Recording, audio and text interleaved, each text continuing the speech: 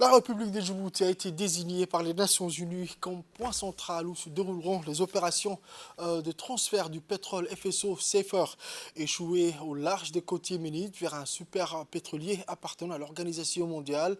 Dans une course contre la montre, des actions internationales sont engagées pour éviter une catastrophe environnementale majeure.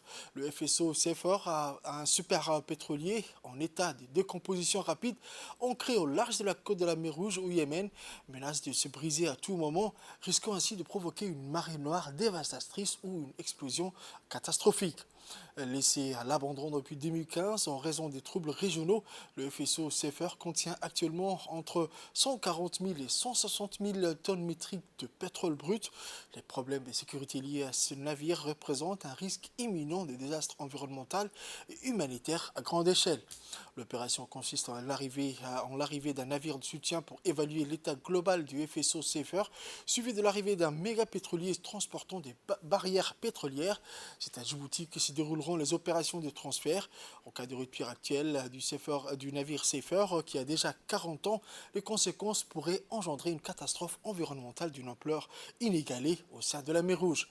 Pendant les années de guerre civile au Yémen, aucun entretien n'a été effectué sur la plateforme pétrolière qui s'étend sur une vaste surface.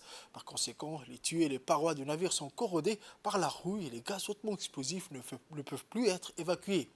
De plus, le pétrolier est entouré des mines.